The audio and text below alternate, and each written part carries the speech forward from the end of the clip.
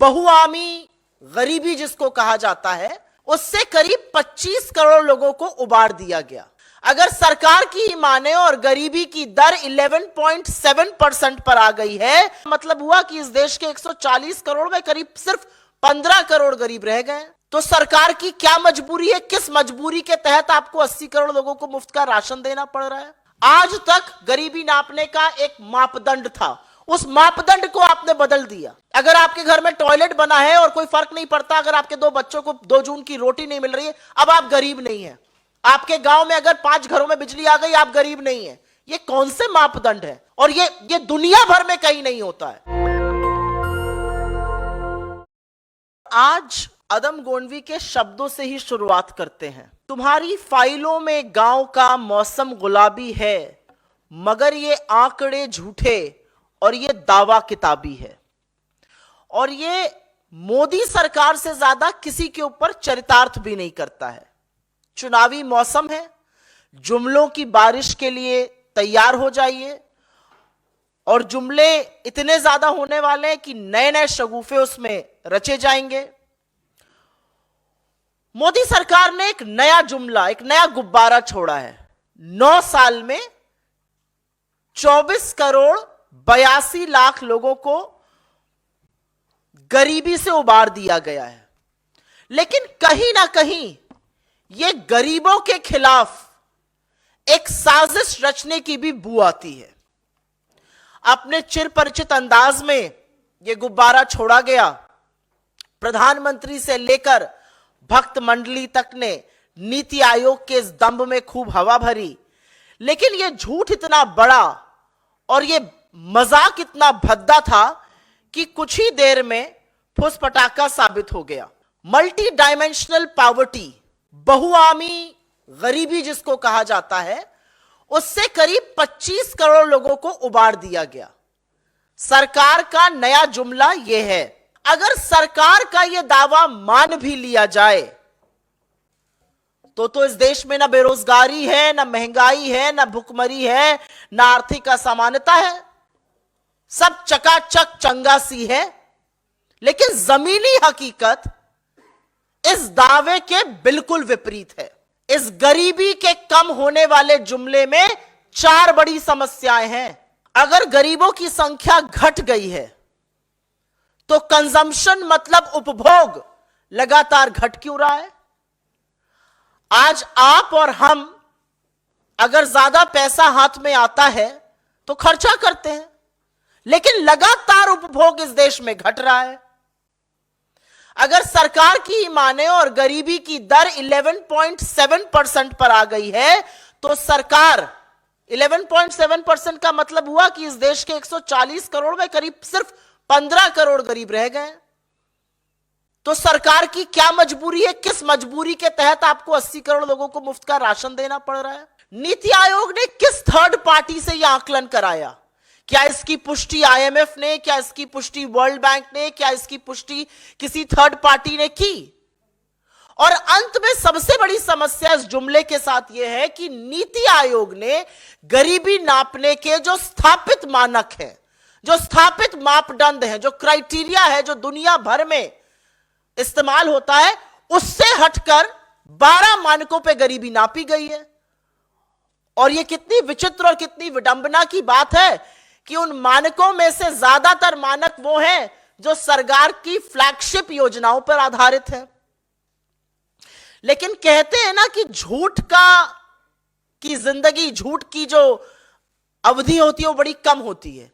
इस सरकार की पोल इस सरकार के आंकड़े ही खोलते हैं।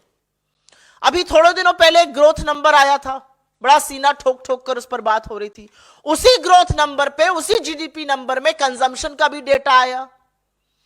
4.4% इस वित्तीय वर्ष में कंजम्पशन की वृद्धि की दर है, जो 7.5% थी पिछले साल। मतलब उपभोग लगातार घट रहा है, उपभोग लगातार कम हो रहा है। और अगर इस सरकार की मानी जाए कि करीब 25 करोड़ लोग अब गरीब नहीं रहे, तो वो रोजमर्रा की दैनिक दिनचर्याओं की चीजें क्यों नहीं खरीद रहे? साबुन, तेल, कंघी, मंजन, ये सब तो दैनिक दिनचर्या रोजमर्रा की चीजें हैं। मेरे देश को इस कगार पर ले आए हैं मोदी जी की 80 करोड़ को अगर मुफ्त का राशन ना दें तो भुखमरी से लोग मर जाएंगे। राशन आपको देना पड़ रहा है 80 करोड़ को, कह रहे हैं सिर्फ 15 करोड़ गरीब है। ये कितना गंदा और भद्दा मजाक है। गरीबी नापने के कुछ तरीके होते हैं, उसमें से एक है कि क्या आपको पौष्टिक आहार, क्या आपको 2 जून का रोटी नसीब हो रही है। मानक बदल दिया गया कि अगर आपके घर में टॉयलेट बनवाया है सरकार ने, शौचालय अगर बना है तो आप गरीब नहीं है। कोई फर्क नहीं पड़ता कि उसके बाद आपको आहार थाली भर मिल रहा है कि नहीं मिल रहा है। अगर किसी गांव में 5 घरों में बिजली का तार खिंच गया तो पूरे गांव को इलेक्ट्रिफाइड माना जाएगा और वो गरीबी के आंकड़े में जोड़ा जाएगा, वो गरीब नहीं रहेंगे। असलियत यह है किसका सर्वे किया गया, सर्वे का सैंपल साइज क्या था। मतलब नीति आयोग ने खुद ही अनुमान लगाया, खुद ही सर्वे कराया, खुद ही रिपोर्ट बनाई, खुद ही रिपोर्ट को प्रचारित भी कर दिया और प्रधानमंत्री से लेकर भक्त मंडली तक ने खूब भोपू बजाया उस रिपोर्ट का। असल में ये 10 साल की मोदी सरकार की विफलताओं का सबसे बड़ा प्रमाण है कि जब आज देश चुनाव के मुहाने पर आकर खड़ा हुआ है तो ना आर्थिक असमानताओं का, न बेरोजगारी का, न महंगाई का, न गरीबी का, न गुर्बत का समाधान ढूंढना पड़ा सरकार को, झूठ का सहारा लेना पड़ रहा है। मैं ये कहना चाह रही हूं कि 24 करोड़ 82 लाख लोगों को जो निकालने का दावा किया जा रहा है वो झूठा है, वो गलत है, वो गलत मानकों पे आधारित है। मेरा पहला दलील यह है। और मेरी दूसरी दलील यह है कि एक साजिश रची जा रही है देश के इन 25 करोड़ करीब लोगों के खिलाफ, 24 करोड़ 82 लाख लोगों के खिलाफ, क्योंकि इसी आंकड़े के आधार पर नीति निर्माण होगा, योजना बनेगी और इन लोगों को उनके हक से वंचित किया जाएगा। और इसीलिए मैं आगाह करना चाहती हूं किसी को भी कि इन आंकड़ों से भ्रमित ना होइए और सरकार के झूठ को पकड़िए। आज तक गरीबी नापने का एक मापदंड था, उस मापदंड को आपने बदल दिया। अगर आपके घर में टॉयलेट बना है और कोई फर्क नहीं पड़ता, अगर आपके 2 बच्चों को 2 जून की रोटी नहीं मिल रही है, अब आप गरीब नहीं है। आपके गांव में अगर 5 घरों में बिजली आ गई, आप गरीब नहीं है। ये कौन से मापदंड है? और ये दुनिया भर में कहीं नहीं होता है। अपने ही मुंह मियां मिट्ठू बन लो, अपनी ही पीठ थपथपा लो, अपना ही सीना ठोक लो, ये एक नया मानक है इस देश में।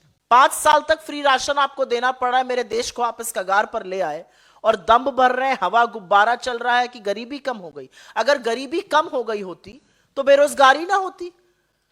2 करोड़ का दावा था हर साल रोजगार देने का, अभी तक तो 20 करोड़ रोजगार दे देने चाहिए थे। 51,000 पर्चियां मोदी जी बांट रहे हैं। जो काम डाकिया करता था वो मोदी जी कर रहे हैं। 51,000 पर्चियां बांटते हैं। अगर गरीबी कम हो गई होती तो लोग ज्यादा खरीदते, खरीद ही नहीं रहे। अगर गरीबी कम हो गई होती तो बच्चे ज्यादा पढ़ते, एनरोलमेंट्स में डिप आया है। ऐसा क्यों है? जो साक्ष्य जमीनी हकीकत है वो इससे बिल्कुल विपरीत है। मतलब सरकार की कोई एजेंसी तो कहे, लेबर मिनिस्ट्री तो आकर कहे कि हाँ हमने इतना रोजगार दे दिया।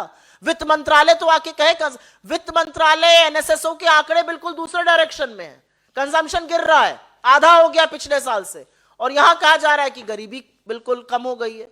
तो मेरा मानना यह है कि यह झूठ जो रचा जाता है वो बड़ा हानिकारक है, लेकिन वो झूठ चुनावी मौसम में और रचा जाएगा, यह भी आगाह करना जरूरी है। आज गरीब गरीब होता जा रहा है। इनकम टैक्स के आंकड़े देखिए, 5 लाख से कम कमाने वालों में ग्रोथ रेट मिनिस्क्यूल और 1 करोड़ से ज्यादा कमाने वाले में सबसे ज्यादा वृद्धि।